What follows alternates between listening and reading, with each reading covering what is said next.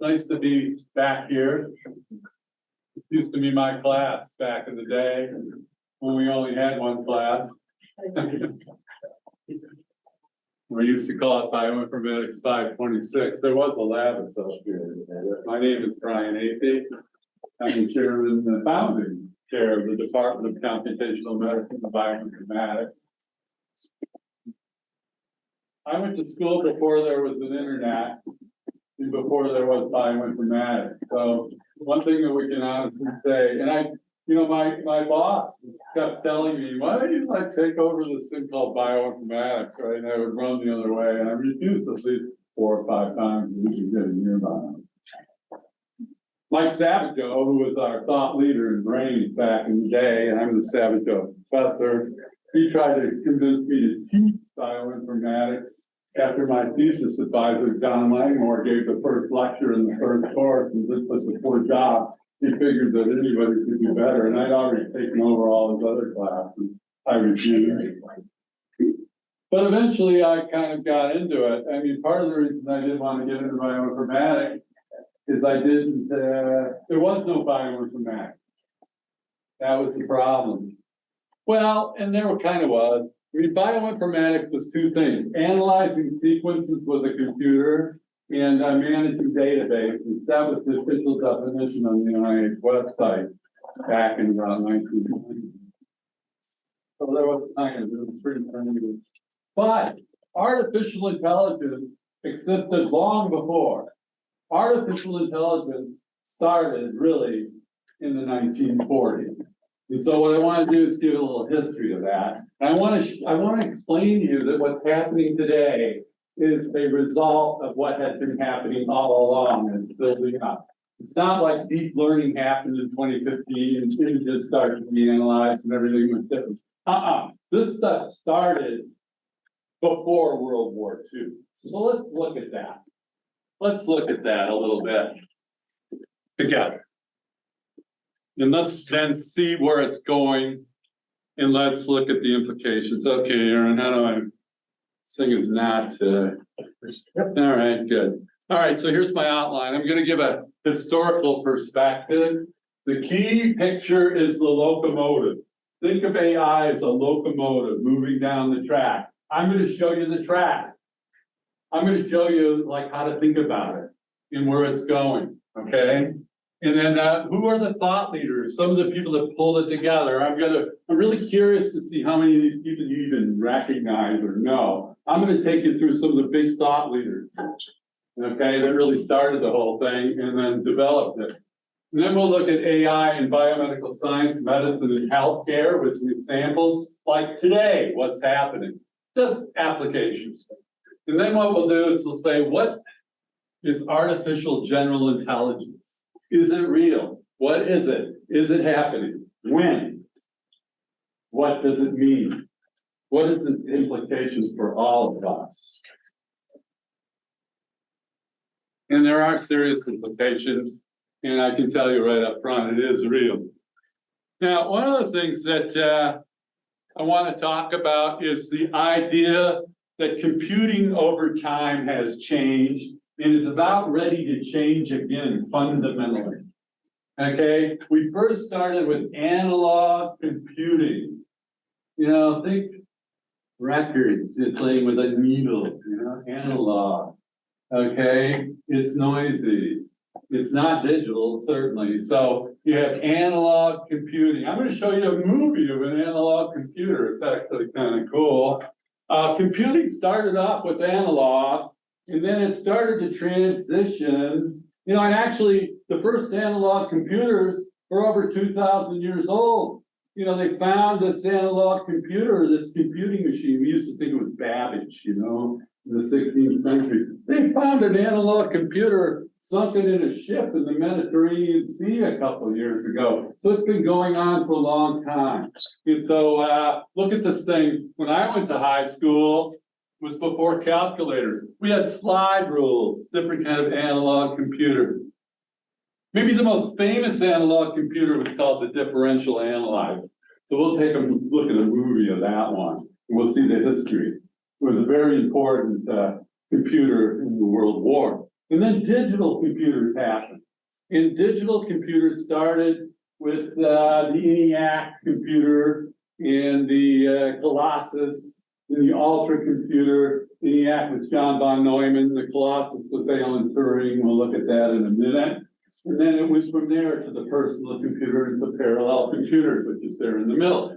And then now, and so when we did analog computing, we would look and we would compare one scale to another, like the slide rule would look at a logarithmic scale to the semi-log, and then you would slide it to get the answer. It was a mathematical transform that you were really doing. And then we moved to something called digital. In digital, the idea of a bit, that was created by one of our thought leaders, Claude Shannon. Anybody heard of him? He was a graduate of the University of Michigan. I'll tell you that in a minute. So anyway, Claude Shannon came up with this idea of the bit and the information theory and entropy, and actually the idea of a encoder and then a noise channel and then a decoder. Think GPT, think transformer. It goes all the way back to Claude Shannon. Well, he was on this analog to digital kind of, transition, but he came up with the bit. It was either 0 or 1. And so we had a tape, and the first digital computers were made with Alan Turing working in the war. Who heard of him? Have you seen The Imitation? Not too many. The Turing test and all this kind of stuff, and the imitation game when they were decoding secret codes from the enemy and this kind of thing. And then now we have something that's going to put the digital computers not out of business. Analog's not out of business. Digital is not out of business. But a new computer called quantum computing is coming up now. It's going to be, literally 1 billion times faster than the digital computer. Within 5 years' time, there's already quantum computers you can log into and use. We might try that together. That would be fun. These computers are so powerful, because they generalize the idea of a bit, 0 and 1, to a qubit. So we look at 4 pi steradians on a sphere, and it's based on quantum mechanics. And so you can encode the answers. The quantum mechanics is a very strange thing, because things could happen simultaneously in one place and the other place at the same time, even over on the other side of the universe. It's called entanglement. And the quantum computer takes advantage of that. The idea was developed by a guy named David Bohm that had an office next to the Albert Einstein at Princeton. So if we look at the Moore's Law, how many people know about Moore's Law? No, some people know about it. That's good.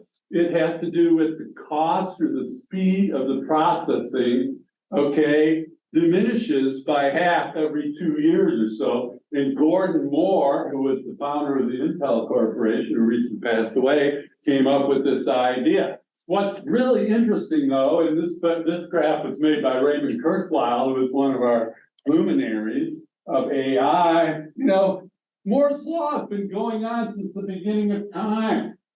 Even past the analytical engine in 1900, you can take Moore's Law all the way back to that device that was found in the Mediterranean Sea. So the analog era is down in here. The beginning of the digital computer is up in here. The quantum computer is up in here. NVIDIA and all the kind of fancy game chips that we use is up there. Moore's Law has been holding all along, all this time. And so things are getting faster and faster and faster and cheaper and cheaper and cheaper. And this is the thing, this is the fuel that fuels this locomotive train that we're going to be talking about here, okay? So AI literacy. We need to know about the history a little bit to see how this train works. Okay, so here's a guy named Vannevar Bush. Vannevar Bush was one of 2 people that ran the science, oversaw all of science for World War II in the United States. No relation to the Bush family. That's not the same Bush. Vannevar Bush was a professor at MIT. He partnered with a guy named J.B. Conant, who was a professor at Harvard, and the two of them together oversaw all the science in World War II, including the Manhattan Project. And so if you look at the Manhattan Project right up here in the middle, okay, here, with that right above the bomb, okay, is Dr. Robert Oppenheimer, the father of the atomic bomb. Who's that guy? John von Neumann. Who's he? He's the guy that came up with the ENIAC computer. Lots of folks thought he's the guy that had the office next to Einstein. Many people, most people thought that he was the smartest guy on earth. John von Neumann, have you ever heard of him? John von Neumann. He was the guy that developed the idea of the central processing unit that became the ENIAC computer. And the ENIAC computer is over here on the right, the ENIAC machine over in the Everett Proving Grounds. It's really interesting because those people inside of there are walking inside of the central processing unit. Think of people walking inside a computer and adjusting things. So it's a digital analog device. It was that computer that helped us win the war. John, and that computer was what, for better or for worse, built the atomic bombs and further on the hydrogen bombs. That was it right there. And so all of a sudden, and so there's Einstein, there's von Neumann, there's Bush, there's the differential, there is the differential analyzer. Let's take a look. This is from a movie in 1951 called Worlds Collide. And they're getting ready to use the differential analyzer to make a calculation to where the bomb goes off. And so they were using, so there it is. It's a mechanical device. It's analog. And that actually, you would have something like that. It would actually be able to drive a graph to plot out like where the bomb would go, plot out the explosion for the atomic bomb, or even write a note. I guess it's, there was a cool little note. I don't know if it works, doesn't matter. Okay, hold on.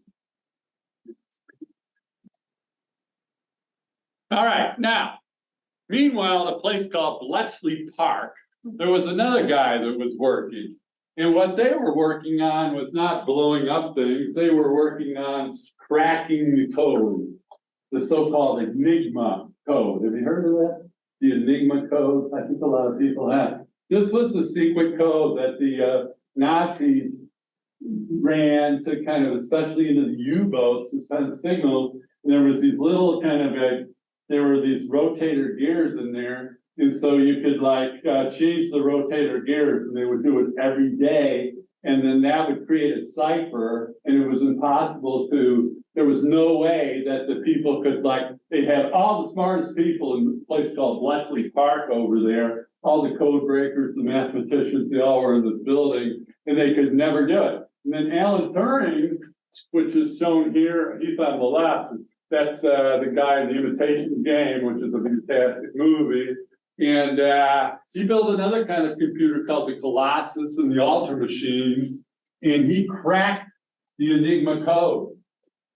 And I encourage you to see that movie. And so the first big computer, the digital computer, that still had analog, they were analog digital computers. Up there in the corner is the part, and there's gears underneath that kind of meshed with the gears of the Enigma code and then output the signal. So these are very much analog digital devices. Alan Turing, and you had the Turing test, which is, can you talk to a computer? Can you listen to a computer and have a conversation with a computer? And does it sound like a human? That has been, that was kind of the hallmark for artificial intelligence. It's a computer enough to talk to you and you can't tell the difference. Well, GPT-4 kind of, if there's any doubt. Now, here's another guy that you might likely have heard of. His name is Norbert Wiener. he was a professor at the Massachusetts Institute of Technology. He developed something called cybernetics. Anybody heard of this before? Cybernetics. Norbert Wiener. Norbert Wiener was a mathematical prodigy. He wrote a book on it called I Am a Prodigy. It was a pretty good book, actually. And he was an absolute genius. And then his book, Cybernetics, was one that I read about 10 times. It made a big difference to me. And, you know, he, the big ideas were, the big things was he was for interdisciplinary research. He thought about feedback loops, controls, communication. He thought of things as a systems model. This was absolutely critical for anything having to do with AI. You need a model. It's got to be a system. It's not just a mathematical equation. It's not just calculating bomb trajectory.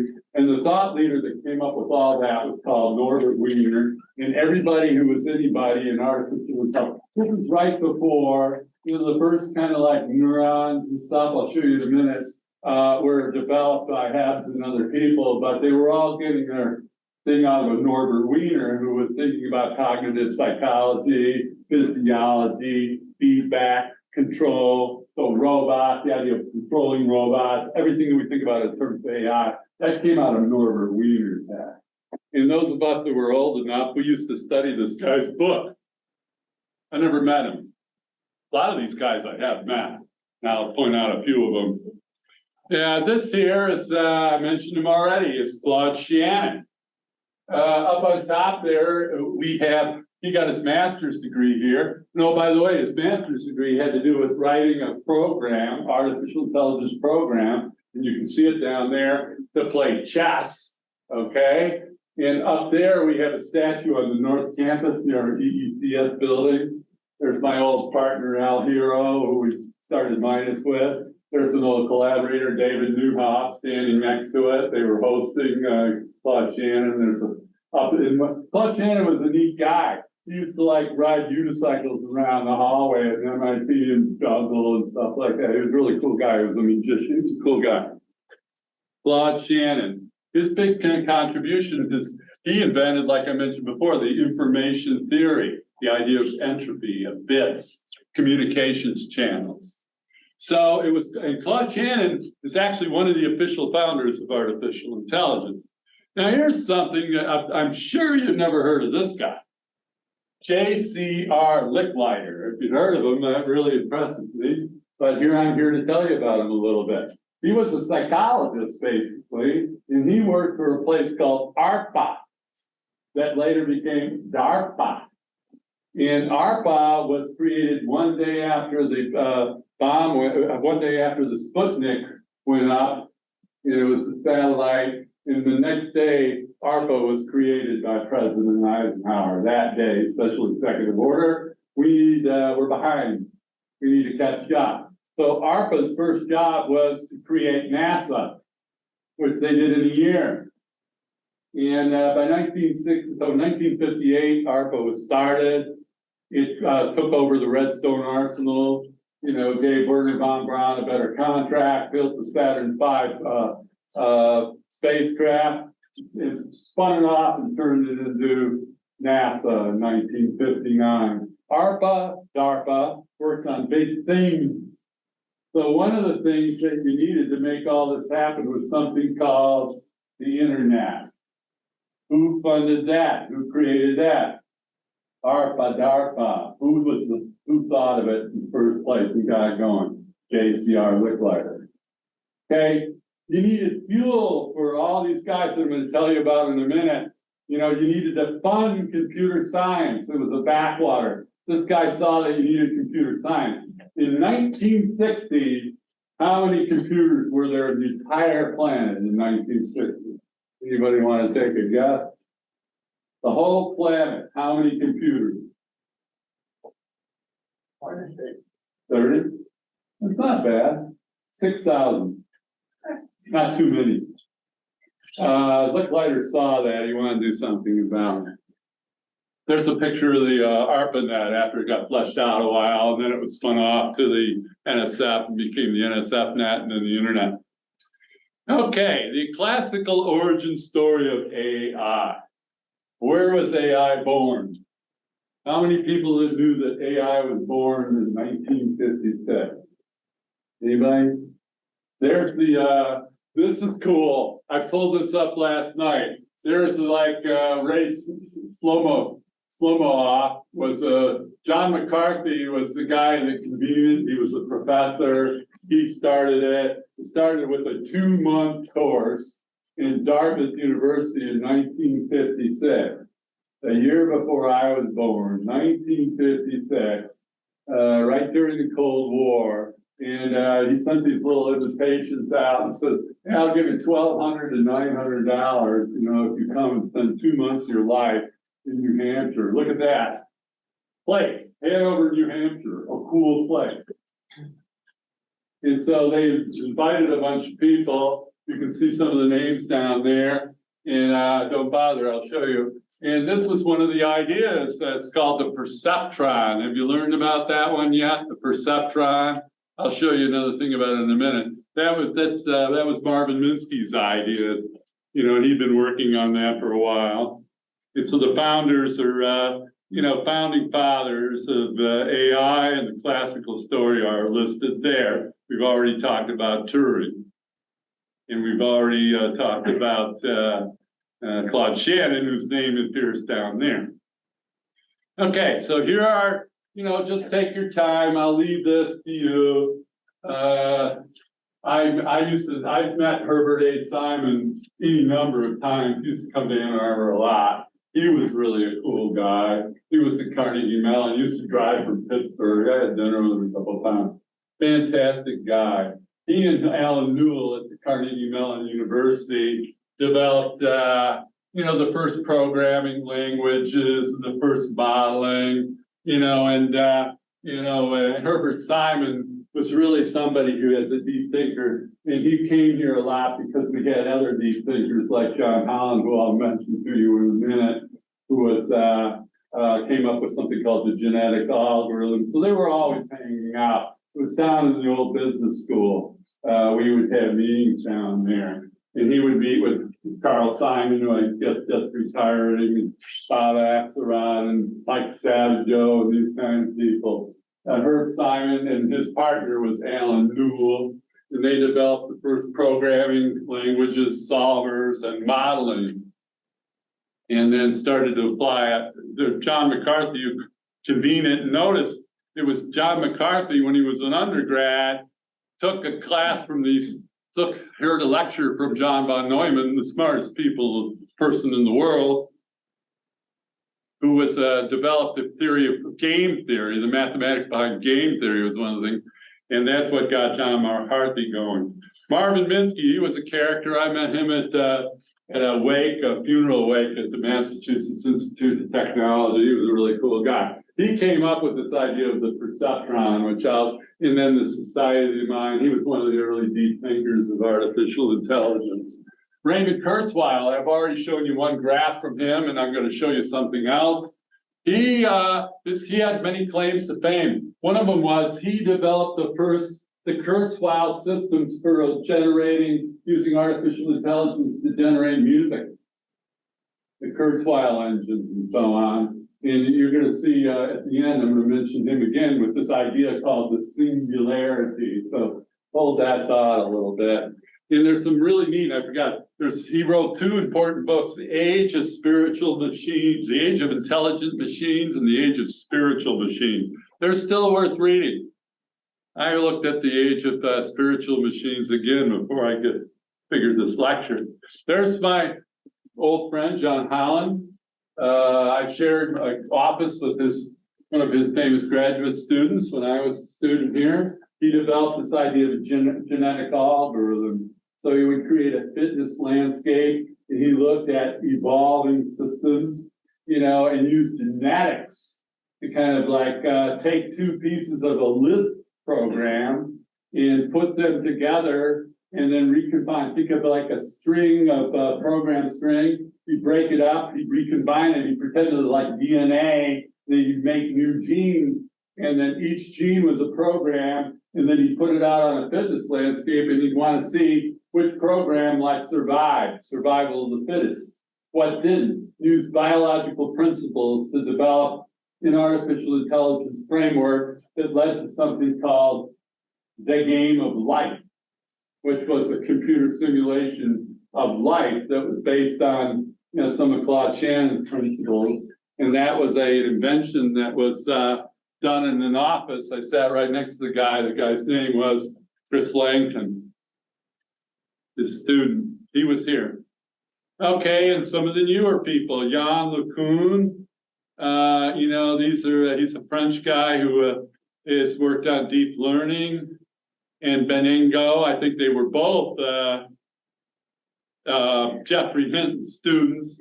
Hinton was the guy who had worked for Google, just recently quit. He's been on TV a lot, warning us of the impending thing with artificial general intelligence. So more about that in a minute. But a very famous character, British guy that is a professor and is professor emeritus now in the University of Toronto. Now, there's one thing about this whole thing that's crazy. There has been this is all testosterone. There's no women. So you might say, why? And then guess what? The good news is there's plenty of women now in artificial intelligence. And so here I was able to collect up some names for you guys so you can look into it. But there's fantastic people. I've had a chance, Fei Li, for example, I've talked to her before. She's really neat. And this lady here, I had a chance to attend a webinar with her. She was the lady that led the Google AI ethics team and got fired when Google decided they didn't need any AI ethics. Big thing. But there are definitely women leaders in artificial intelligence today. And it reflects the change in computer science or bioinformatics for that matter. When I took over the bioinformatics grad program in 2004, there was no women at all. Zilch. None. Actually, Siri, my first student in bioinformatics, she was the first woman applicant.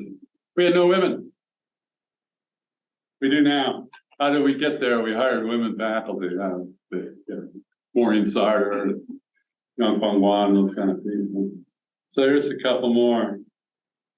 So I think what you want to do is go in there and look up these people. I think, Steve, one other thing to do is just have everybody pick one and get into it. And what fundamental discoveries were made by these people for real? Okay, ideas. There's the perceptron. So the first thing about the perceptron was that it's really, there is a neuron up there in the corner, and it takes dendrites and it takes inputs. There's the brain, the cell nucleus, and there's a kind of like a coaxial cable, a myelin sheath that communicates with the axon terminals, and then output, input, output, brains, artificial neuron. Rosenblatt was at the Dartmouth meeting. Poppert was Minsky's student. Minsky had started working on this perceptron in 1950, based on the work of Pabst and others in Toronto in like 1943. And then they developed inputs, and they put weights, then they put an input function, activation function, output, error term, looked like half of the encoder, or flip it around, the decoder of the Shannon model for communication, transformer model.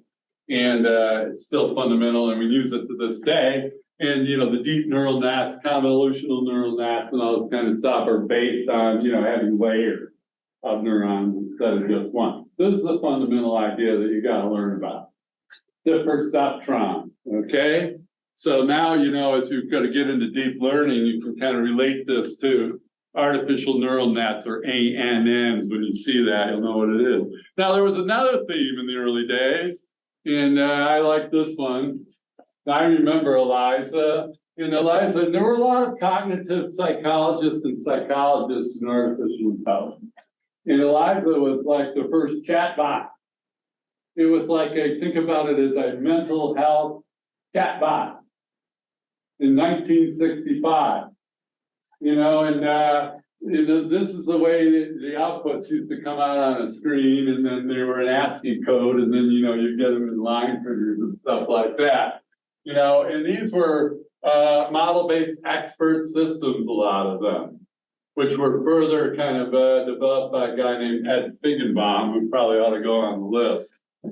But anyways, by 1966, you had the chat bots already coming out, you had the perceptrons already coming out, and so then you could kind of like look and see. So here's some timelines here, okay?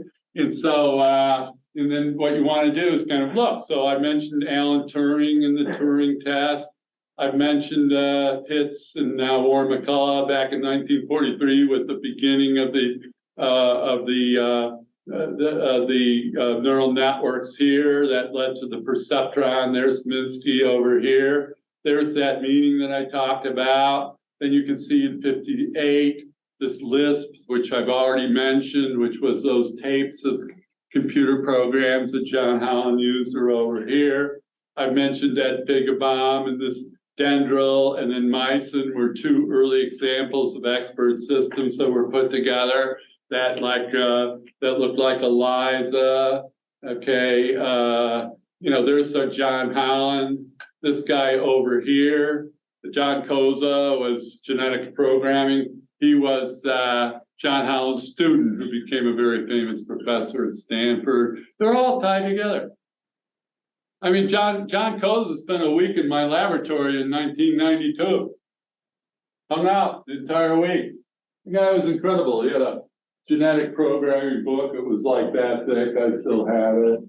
I had a big computer system at the medical school. I was running his codes and lists. We were doing it. We were brought Myson over from Stanford and ran it. It was an early clinical decision support tool. This stuff was spreading out everywhere. Artificial intelligence didn't start a year ago.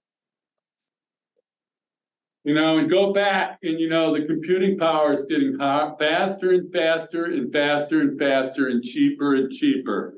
That's underneath. That's that locomotive train driving this. Okay? But here's another thing. So the Turing test, I love this. I kept this whole damn thing around. There was one of them, one of the great, and actually this one here. This one was, anybody heard of Tay? Do you remember Tay? Well, we've all heard about ChatGPT and all this. Hey, listen, generative models and chatbots have been around for a while. I showed you one in 1966. Tay was one that they had with the Microsoft Corporation, and they released it for about an hour. And it was so vile, and it was so racist, and it was so biased that they pulled it off immediately. Large language models, GPT-1, this kind of thing, BERT, other things, they've been around for a while. And you talk about guardrails like that latest thing with GPT-3, with 4, the early 4, where, it was trying to get the guy to leave his wife and this kind of thing. And, there's ways to break through the guardrails, okay? There are prompts to break through the guardrails, but, even before that with Tay, there wasn't even any guardrails. Then you had, you can see Watson and Deep Blue, their connection. Deep Blue, like that's chess. There's ELIZA, 66 up there, right? Oh, AI winner. We should talk about that. What's an AI? Anybody ever heard of an AI winner? Well, hang on to that for a minute. I was disappointed because I think I killed the slide. All right, I killed the slide that had the robo vacuum cleaner was on the timeline of the history of AI. I just love that. And, when I was looking at all these timelines, a lot of people had that robo vacuum cleaner as one of the kind of.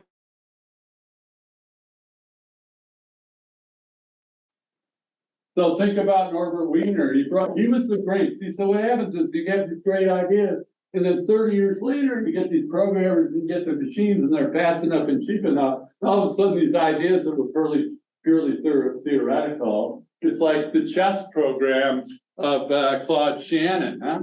The first chess programs were pretty primitive, but by the time Deep Blue came around, they beat Garry Kasparov. with an IBM computer that later became Watson and won the Jeopardy show that later was like turned into something that was used for cancer therapeutics and decision support. Okay, AlphaGo. Now, how many people have played Go? Do you know about Go? You know what Go is? Go is a great game. I learned about it in my 20s. It's fantastic. It's just got two colors and it's this big board with a bunch of little holes. You have these marbles. And the idea, it's kind of like a very advanced, very old Chinese game. It's an advanced way to take over territory like Risk. Like you guys know it. I used to love to play Go. It was a lot of fun. And the thing is, the reason that AlphaGo is such an important milestone is that playing chess is like, checkers is easy, chess is a lot harder, Go is even harder. So AlphaGo, developed by Google DeepMind using the deep learning capabilities, beat the world Go champion, Freedom. And that is a milestone. It was in the history of AI and games. It's really AlphaGo that really was the big milestone. You can see Siri and Alexa, you know, those nice people you love to hate, you know, they made it up there too. Now, recently, you can see a timeline that has, there's AlphaGo right there with the transformer architecture, the beginning of large language models, the GPT-1, GPT-2, GPT-3, then AlphaFold. You guys know about AlphaFold, everybody does, right? This is the protein folding algorithm. Some important lessons there. In our department, we won the protein folding competition called CAS 7 times in a row every year for 14 years. We won it. Then AlphaGo comes, or AlphaFold comes in. Well, they had a big budget, they had unlimited computer, and they had 1,000 people. We were always scraping up for computer cycles. Okay, we had like a half dozen people, maybe less, because the guys that were really smart doing it. You know, and you know, we were very clever, but you know, finally we just got treated by DeepMind. Nobody even remembers their name, or anybody else for that. Even though last year with Lidio Feldolino and the residual team that we put together, we actually beat AlphaGo quite a bit on harder problems, multi-domain folding problems, interfaces, that kind of stuff. But everybody, so this is an important lesson for us in bioinformatics, that some things that we like doing our research, maybe someday will become artificial intelligence platforms. Like think language processing, natural language processing. I remember this kind of sad video or a Zoom call I was on with this group out of Pittsburgh where they had this young guy just trying to get tenure. And he was like a leader in natural language processing in the health area. And like they had a bunch of his students. And everybody, then GPT-4 came out and 3.5 and ChatGPT. And every thesis, every project was like over. I mean, you know, it was like their whole thesis, like, it was sad. It was like it was melting right on the screen. It's just like, you know, everything that was so clever became like non-existent. So it's something for us to think about. It's kind of like, if you can't beat them, join them. We cannot do anything about what's happening with this locomotive that I'm describing. All right, so modern era of AI. You're going to learn about convolutional neural networks and deep neural networks and the idea of back propagation. That's coming next. So I don't know who's teaching that, Steve. Oh, okay, good. Then you're in good shape. Talk about AlphaGo, GPT. I'll mention medical imaging analysis and health sciences more generally. There's AlphaFold 2 right there. Who's heard of Copilot? Everybody needs to know about Copilot. One of the things that we learned early on with the GPT 3.5 and 4 and then Copilot was that all the large language models brought in, you know, all GitHub and this kind of stuff. And so Python code, you know, that's like, you know, the computer, GPT-4, can write your Python code. You don't have to write it anymore. I don't know if I'm allowed to say that, Steve, but it's the truth. In fact, I was going to show you a little bit of a demo about how you don't even need to code anymore. You can just tell them, and then GPT-4 will code and run it for you. You don't even actually need to code. So the whole idea of the bioinformatics education has really got to be, we've got to have a deep conversation about that. In fact, as Teresa knows back there, we just got an email from the dean and the provost wanting to know what we're doing about that. So I guess I'll tell my boss that we're talking about it. You know, that's good. Dear Marshall, we're talking about it. We all need to think about it and talk about it. Now, the idea of a winner, you know, there were a couple winners, you know, but here's the thing. It's like, AI winner, you know, usually it's the first AI winner was, you know, everybody was saying, oh, artificial general intelligence, which means that, and you'll see more definitions in a minute, you know, that the machine is far smarter than any person, kind of thing, right?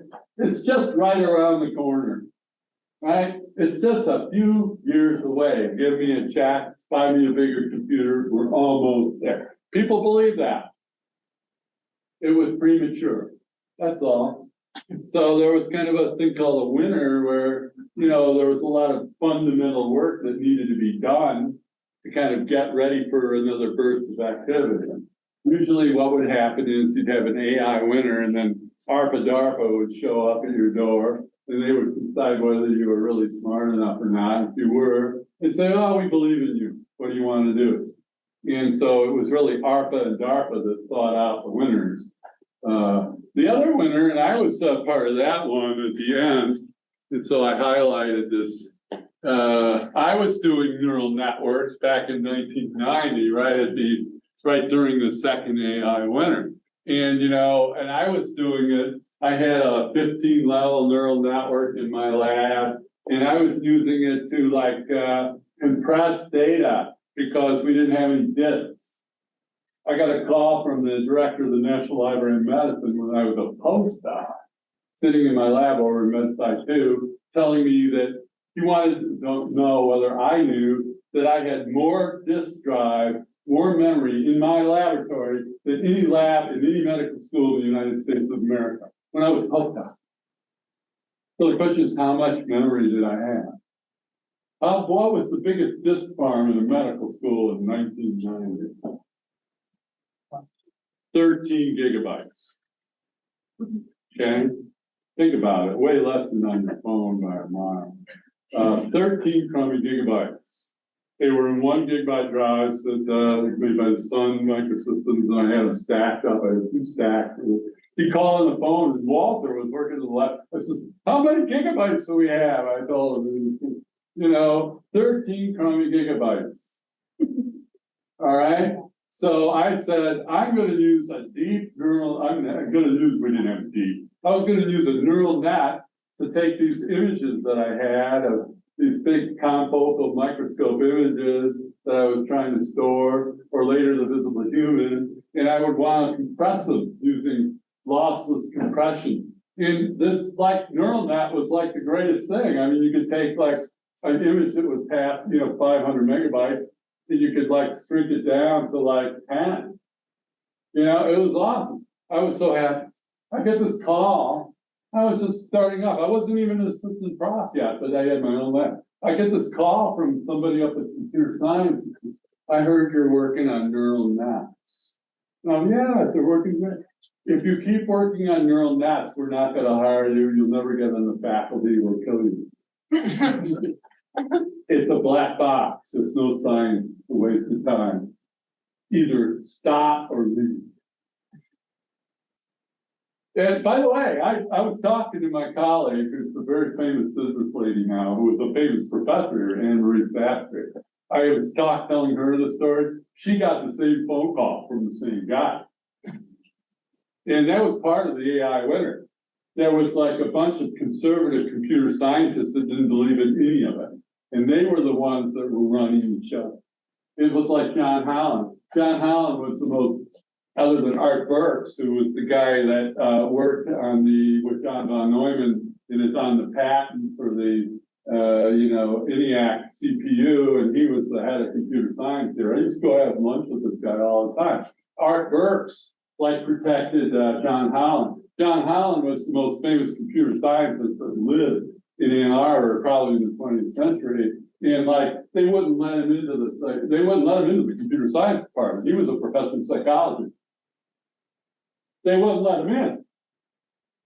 So there's always the old guard of very kind of conservative people, right? But you know what? The same thing will happen today with artificial intelligence in medicine. There's a lot of professors around here. When we looked, there was about 30% of them last year when we did the Gen AI study that they didn't want anything to do with it. There are a lot of professors that didn't look at it, haven't even tried it. They don't want to try it. That's very dangerous. It's like the AI winner. There's another AI winner that's happening right now. Don't get caught in the snowstorm. You will get killed. There will be no more AI winners. The only AI winner that's left are the people that are burying their head in the sand or in the snow, as the case may be. Now let's look around for health sciences for a minute. I think we're on a pretty good schedule. Let's look at the health sciences. And let's look at some applications and just look at how AI might be changing the nature of health sciences and the different applications within the health sciences. Just an overview, just for a minute. Well, we'll start with, EPIC, you know what that is, right? It's a 4-letter swear word meaning electronic health record, right? People hate it. Yes. It's your favorite company. You love to hate it. Epic. I know because I was the chief information officer of Michigan Medicine back in the day before Epic. And we had a health record called CareWeb that we built. Homemade job. It was me and 7 of my best friends in the whole army. And everybody loved it. It was electronic medical record. We were way ahead of our time, I remember Mary Sue Coleman who says, Brian, how much is it going to cost us to modernize your system and get it approved by the government? And back in the high-tech act. I said, I don't know, $55 million. I told her. So instead, what did we do? We went with the sure thing, Epic. How much did it cost us to put Epic in? $450 million. We were talking about that last night at the budget meeting, Diana Wachowski, who's our CFO, said, remember that one? I said, how could I forget? Well, I think Teresa knows I'm up to it again because to turn our electronic medical record system into an AI system, we have 1,200 FTEs and a $250 million a year budget. Guess what? We don't have enough money. All right, so why would we ever want to do that?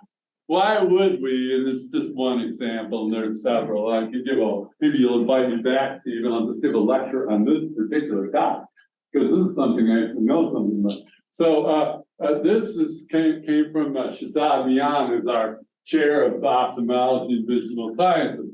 So that clinical and assessment plan is what comes out of the physician's mouth through the transcriptor into the upload for the electronic medical record. That's what it actually looks like, right? I took that, I literally just took that. There's no personal identifiable information. I took that and dropped it into GPT-4, and I said, please translate the clinical assessment plan, this clinical assessment plan, into a patient after visit summary. And I dropped that thing on the left into GPT-4, and it returned that report. Guess what? Makes a whole lot more sense. And then there was something that I wanted to see whether I could do. Notice you have that COSOP down there, which is an eye drop. I said, just for grins, please give advice on how to use eye drops effectively. If GPT-4 typed that. So we have something called pajama work. We can't get paid, the physician can't see their patients, the physician can't book their, what they call an RVU, the bill, into the system until they upload all the data, all the information about their patients in the electronic health record. So imagine a day called ambient voice, when we get rid of the scribes, we get rid of the keyboard, and we just put a microphone. We put your phone down on the table and we just listen to the patient and the doctor talk. And then it just transcribes it. It takes the left hand, throws it in the right hand, codes it up for you, and then puts it up in the, and then the physician looks at it, so you can actually look at it. Yeah. Do you think it would be able to account for like accents or different? Absolutely. Actually, one of the things that I did the demo, I used to do these live demos, it does great. You say, could you do it in 8th grade Chinese? It does it. Can you translate it into Russian? It just does it. It can. It's amazing. Is it perfect? Nothing's perfect. But does it work great? Absolutely. And so we're already testing a system at Michigan Labs called Nuance, which is a Microsoft bought it and then put GPT-4 into it. We're going to re-engineer the system down at the health system, which is a 3M product right now. We're waiting for Amazon to get their act together with Anthropic, it will come. But that's just one example, okay? But thank you for asking the question, because it's just the tip of the iceberg. You have to make it accessible to everybody. You have to, be accountable. Bias, you've heard of bias, you've heard of hallucinations. You've got to maintain the security and the privacy. You just can't put it into, one of the things that came from the dean's note from the provost and the dean was, what have you done to ensure the security and the privacy of your data, say for intellectual property, or for the health record or personally identifiable information, PII, not PHI, PII. All this got to be protected. You just can't put that kind of data into the Chat GPT that it goes to OpenAI and they can read it, they put it into their database, they train, it doesn't work. You got to build systems. So there's a whole lot of work that we have to do to make sure that it's fair, accessible. What are we going to tell our patients? There's a lot of ethical and legal stuff that we have to work on. Like starting with getting permission from the patient to analyze their data with artificial intelligence in the first place. By the way, the lawyers tell me we can do it. They're changing the consents right here. Okay, automated radiology and pathology and ophthalmology. Ophthalmology is incredible. I'll show you something in a minute that blew me away. And I just recently attended a job seminar for a guy who came from out of Oxford University, an Irishman, a Tiernan guy that came up. It was I interviewed in my office during his and he was using all kinds of artificial intelligence modeling to analyze optical coherence tomography images of the retina. But I'll show you something in a minute that was absolutely fascinating to me. Obviously, the thing about radiology that's amazing is that when I went to the ophthalmology chair, presentation a few years ago, and we hired the new guy, because Giuliani, I found out that there's about 500,000, radiology images, because they have to look at them slice by slice. So they kind of act the way they used to do. They look at the screen, and it's not film anymore. But over a weekend, they'll get 500,000 images they have to look at. Good luck with that. You need a computer to read them and queue them all up, and then you look at the reads. Artificial intelligence, deep learning. Okay. But this ophthalmology thing really is amazing to me. Looking at retinopathy and all kinds of different stuff. I'll show you that in a minute. I just thought this was cool.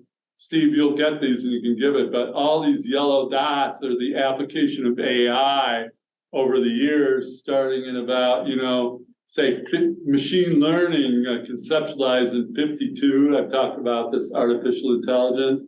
There's the World Wide Web, Lick Glider, and all these. But by 2011 and straight out, they're doing all this AI integrating with ophthalmology. Everywhere you look. This was amazing to me. This one like blew me away because back in the day when I worked at DARPA. My first project was run digital pathology for the United States of America. Go down to the Armed Forces Institute of Pathology, meet up with the director over there, and put the damn place on the internet. Well, the internet didn't exist, so that was you rewire the whole thing and enable digital pathology back in the day. And then go around and fund up a bunch of digital pathologists.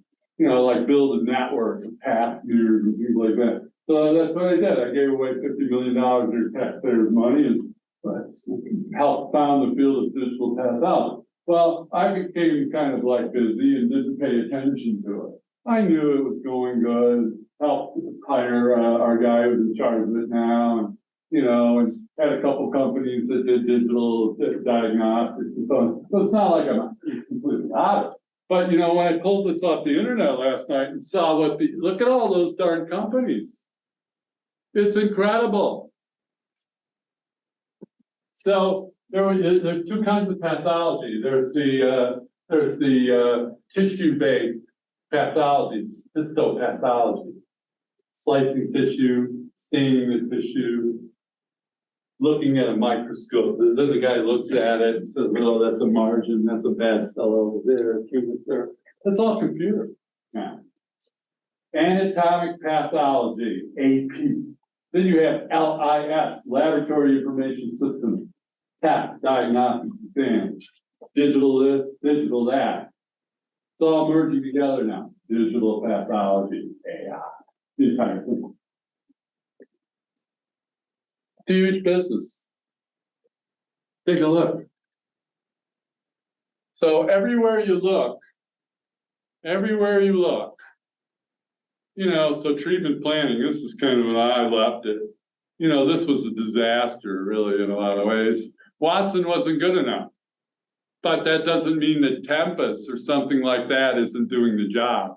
I just read a patent on artificial intelligence of diagnostics by a company called Tempus. It's like, guess what? They got it figured out. Radiation therapy.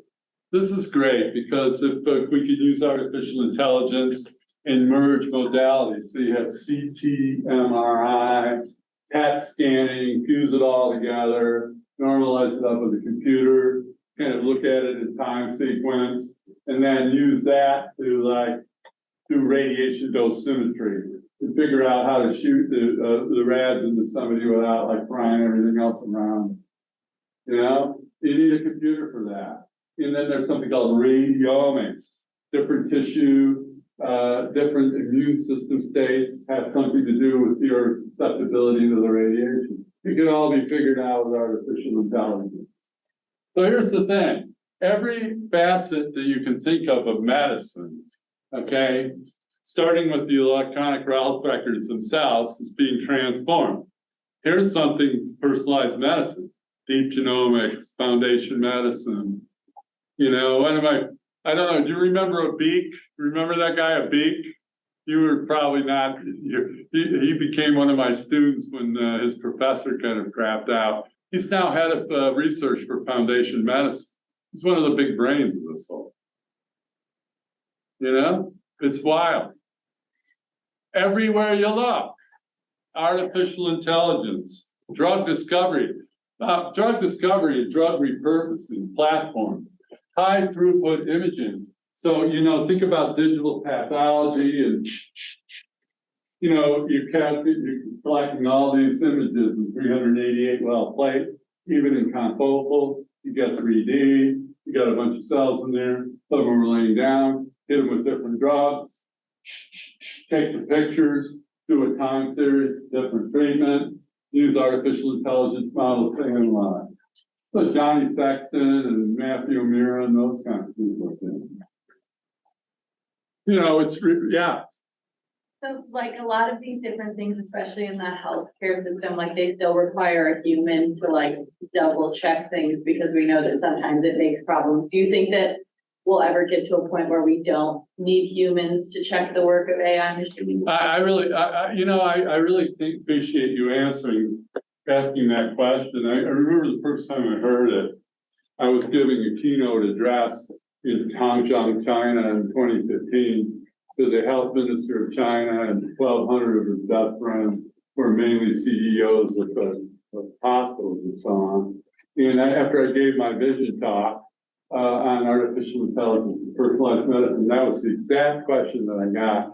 And the answer is still the same. We need people in the loop. And especially when you're talking about patients.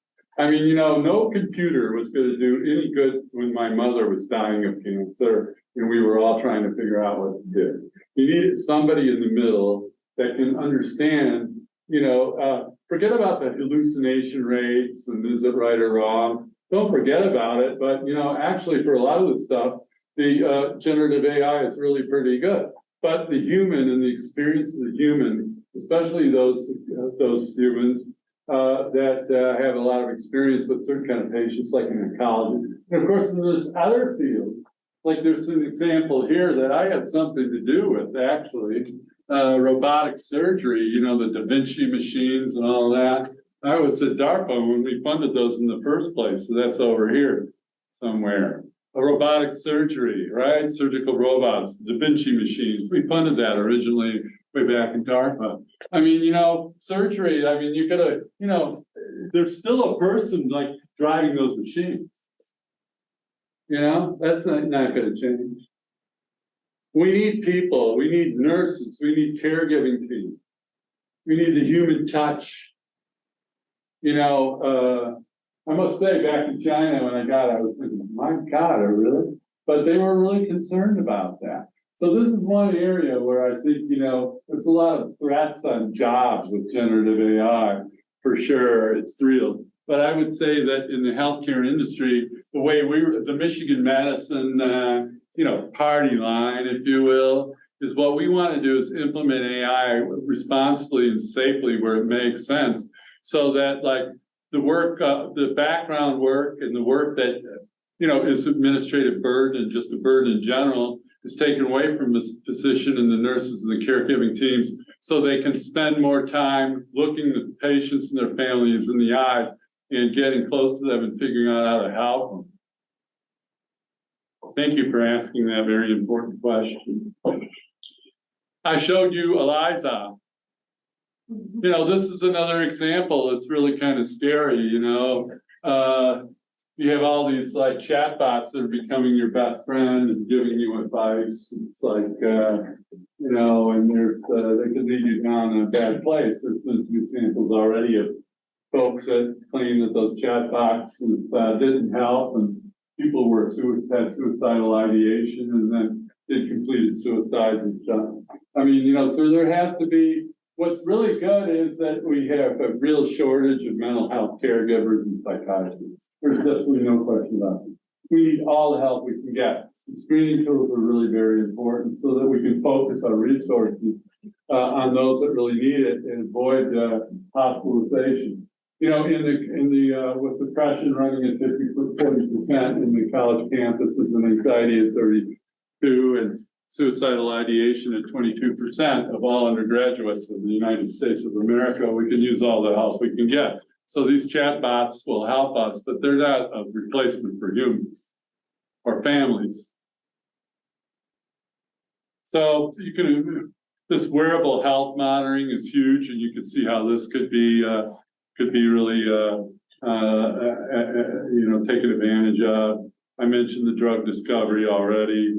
Okay, and then public health, we've already seen some with the pandemic. Application, this is something that is at all levels of public health, but also at the level of the health system. So, for example, to keep the costs down and to be better for the patients, we would like to know, at discharge, what is the best path forward with the patient?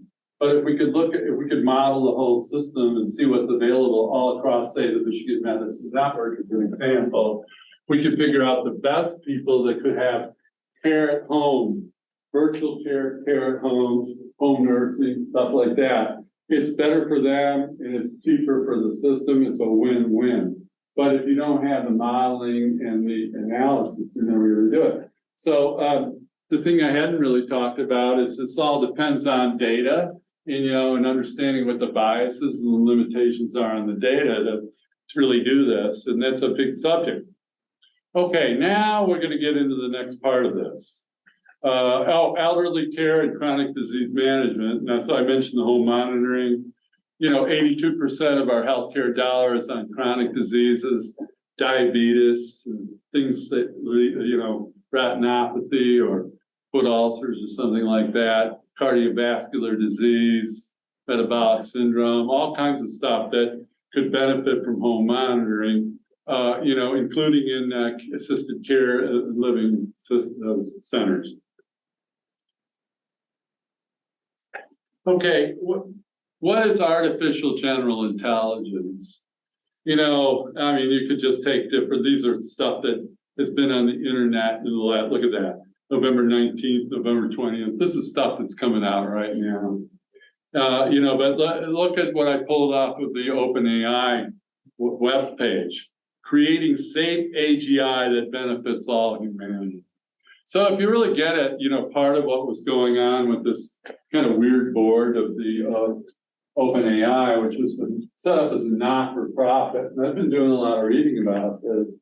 So you have Microsoft Corporation on, the for-profit part, it's 49%, 51% was not-for-profit. Drill down and you say, why was it structured like this? There were several reasons, but one of the reasons was that they wanted to be able to raise tens and hundreds of billions of dollars to create artificial general intelligence. They thought it was going to cost that much. And so they didn't want traditional market caps and stuff like that. The goal of a lot of these companies is to create this artificial general intelligence. Well, we're well on our way. I mean, if you look at if it's the unified USMLE qualifications for medicine, or the LSAT, or the GMAT, or any number of tests, the bar exams, the GPT-4, now the tuned versions are passing all these 90% plus. What changed Bill Gates' mind, and he was surprised he thought it was going to take him 3 years and took him about 4 months, is when he got a perfect score on the AP biology. I mean, artificial general intelligence, and there's a paper of glimmers of artificial general intelligence that was recently published and then updated to Microsoft Corporation, is starting to happen now. I brought in a lot of experts into my office when we were working on the Gen AI report for the campus, and I asked Mike Wellman, who is the chair of our computer science and engineering division, who's been working in AI for 35 years and is an internationally well-known guy. And I said, Michael, do you think that artificial general intelligence is going to hit in the next 4 or 5 years? He said, absolutely. So what happens to our world and what happens to what we do in our education and universities and schools more generally, and industry and everything, when artificial general intelligence is here? It's here in a lot of ways now. I mean, has anybody spent a lot of time working with ChatGPT and GPT-4? How many? Don't be shy. I would hope to see everybody. If you haven't, start. In this new thing with the GPTSs, you guys, they get the true people over here. It's just incredible. And then there's something called all you need is a textbook. You can and that's really what the GPTSs are doing. You create I've done it. You create a textbook. I think if I have time, I'll show you this damn thing that I cooked up to show you what it could do with your own research. It is right. I would say don't ignore it. The one way to think about it is this, okay? AI is not going to steal your job, okay? It won't. A human being using AI will steal your job, all right? The official stance of the University of Michigan, which we worked on together with a committee, but then vetted through the provost and president, is that what we want to do is we want to enable you guys to do the best you can do by embracing the AI tools and showing you how to use them safely and responsibly, not ignoring them. I mean, the AI winner with the guys who can ignore them, they'll die out. And so will the people that are ignoring them. They'll die out. Don't be one of them. Because this is really happening. So let's like look at a little bit more detail here, okay? Let's look at a little more detail. So part of it is that computing, this quantum computing thing. So here's this blue is the test scores. This is early days. Like the blue is these various test scores. You know, higher is better, lower is bad. You know, so there was a range, right? But then that was GPT-3, GPT 3.5. The first day they turned on GPT-4, look at all the test scores. Now they're all just like 90 plus. That's done. And then think about it when you have computing with qubits and you look at all the solutions at once. Like 1 billion times faster than what we're doing right now. So there is one school of thought that says, it's not really where I'm coming from. I went through this, kind of had to work my way through it. You could say GPT-4 is a pathological liar, you know. All it can do is read the vines, Reddit, you know, whatever. You know, and that's software. You know, quantum computing hardware. In 5 years from now, 10 years from now, you bring them all together. I mean, you know, it'll chase the liar right out. We're heading towards AGI. Why? Because Moore's law is continuing to do that. Cheaper, faster. You know, what was one of the things that Sam Altman kind of pissed people off about, you know, last month when he went to the Middle East and dealing with some of the folks in Qatar and United Arab Emirates and was trying to like raise money to build a new company to build NVIDIA like chips to take the next journey on, you know, Moore's law by building new hardware to accelerate the software cheaper. That's what he was doing. That was likely one of the reasons he upset the board in the first place. Well, he was just doing his job. By the way, that article that's in there is very good to read. Okay, today we're on an inflection point. There's two, and this reflects the whole thing with the OpenAI. You have two groups. You have the accelerationists and the safety advocates. You know, the guy who was forced out, we'll see hear from in a minute, is an accelerationist, pedal to the metal.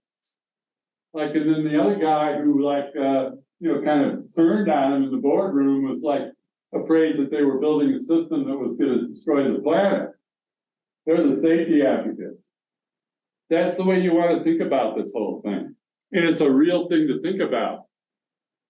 The strides made in machine learning, natural language processing, neural network sophistication signal that we were edging closer to creating highly advanced systems, not AGI itself. These advances are enough to warrant scrutiny. That's why Biden came out with a 100-page executive order on artificial intelligence last week. I got the slides. If we have time, we'll look at them. All right, here we go. I might need to reshare the audio for 5 seconds. All right. Aaron's going to do it so you can hear this guy. Hopefully. Okay. Dick, we might lose you for a second while I show this movie.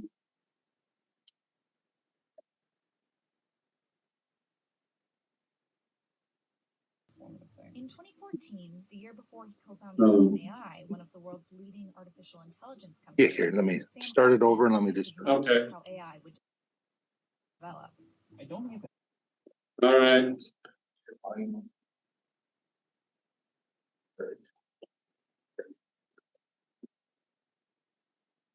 All right, what's going on here?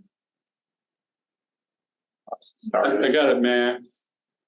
No, there's always something. In 2014, the year before he co-founded OpenAI, one of the world's leading artificial intelligence companies, Sam Altman predicted much of how AI would develop. I don't think you can stop technology. Like, you know, technology is this sort of.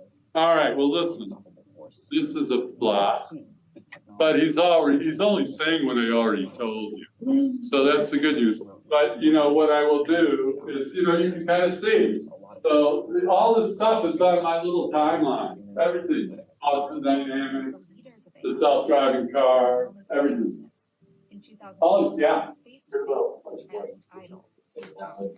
only time I've ever been nervous. Well, I'm not everything, but I do know that 600 and some watt are going with them to Microsoft Corporation. It's kind of a little bit of a problem for OpenAI, what's left of it. And so, see, this will be in there, and then the people can listen to it. And I really, what he's talking about here is the only time he said he was ever scared was in 2008 when he had to give this little presentation in front of Steve Jobs. He said it was really dark, and all I could see was Steve Jobs' flashes, and it was the only time he ever freaked out. So that's really pretty good. And you know, so I encourage you, and I apologize for that, but I encourage you to, you know, go ahead and listen. So, you know, and so, you know, it's just something. So the guys like Mark Andreessen and others, they're saying, oh, it's the best thing in the world, and it's going to cure cancer, it's going to cure Alzheimer's disease, it's going to like allow us to get to energy conservation, reduce, you know, help with climate change. Oh, that's actually true to a certain degree. It's certainly true. You know, so there's a lot of good stuff. Yeah. I don't disagree that there's good stuff, but there's a lot of bad stuff. Oh, yeah, there's a lot of bad stuff.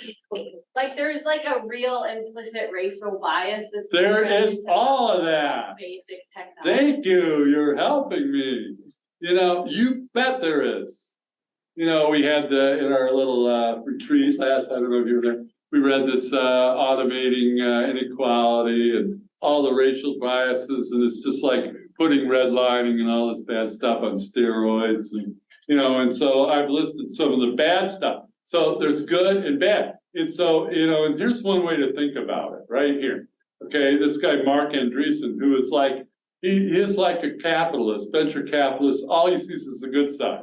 But if you look at it, you know, you say, will AI kill us? Some people think maybe, you know, will it ruin our society? Could be, don't know for sure. Will AI take our jobs? It's going to take a lot of jobs for sure. Will it lead to crippling inequality? Yes. Will AI lead to bad people doing bad things? Right? You can all see that. Everybody can see that. So is AI all good? Hell no. Is AI extremely dangerous? You bet it is. Why? Because you can apply it for good or you could apply it for evil. And to your point, which is absolutely 100% right, garbage in, garbage out. If the data that you're using is biased, or, you know, it's like that Tay I was telling you about. It's a chatbot. It was trained up on the internet, you know, just reading all these things. So it's a white supremacist, misogynist pig, right? Why? Because that's what it's reading on the internet.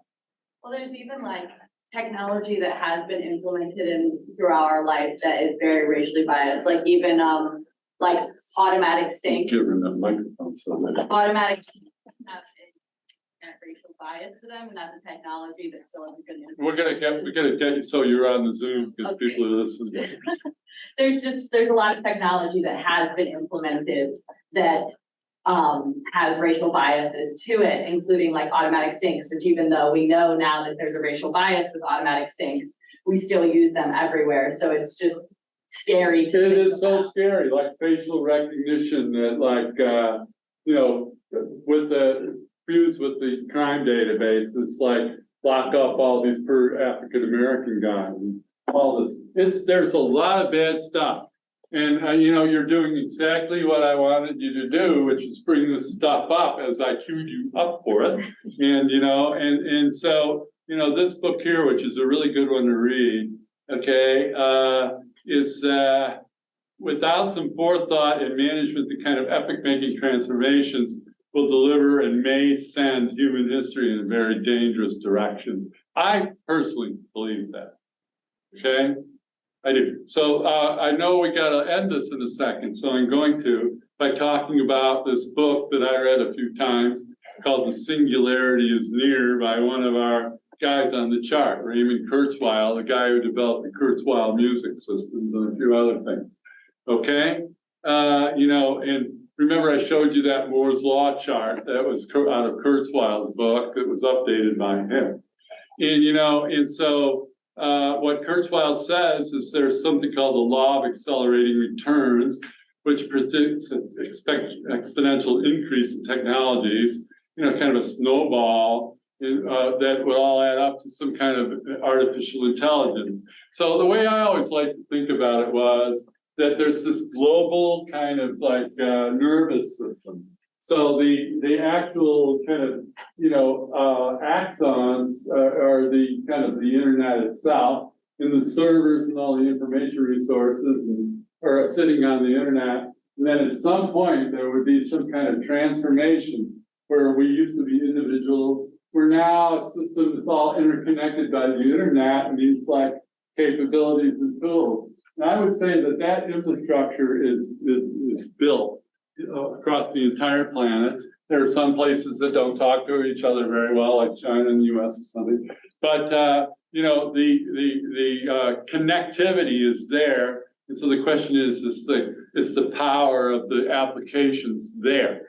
And you know, and what Kurzweil thought that there would be some kind of phase shift, and that we would actually, there's some people that are already talking to us that we're not really humans the way we were before, that was interacting with each other and then nature, but we're now interacting with the machines and the software. And I would say we're already kind of there. And so it's only getting more with the AGI.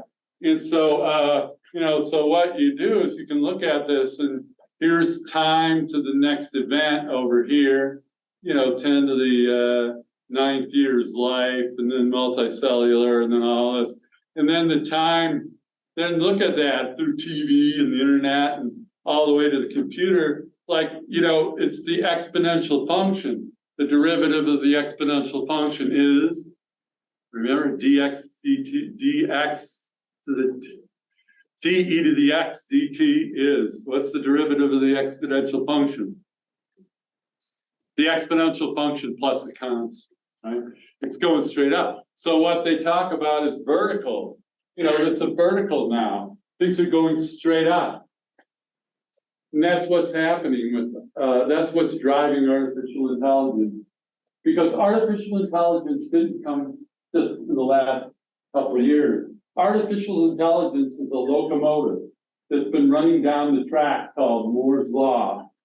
And it's been picking up momentum since about 1943. And there's no way to stop it.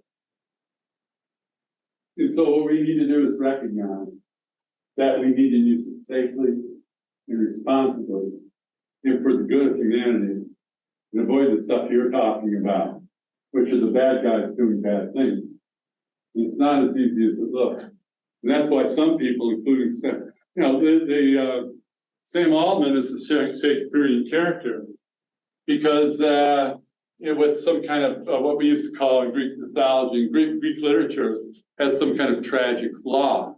I mean, here's a guy that knows, maybe as good as anybody, that the technology he's creating, which could do so much good, is positioning our universe, our world, to change in ways that might be, you know, very devastating if something doesn't happen. And nobody knows the answer to this.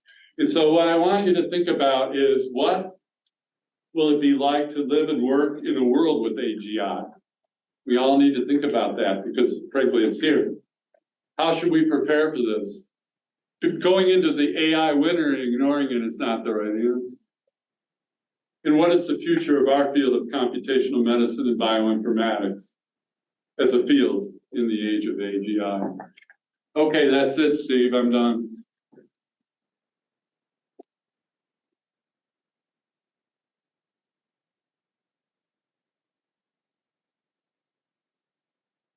Thank you for your attention. I will get to talk to Steve with a few readings and homework questions. And anybody who wants to come visit and talk to me in my office about it is welcome, okay? All right, that worked out.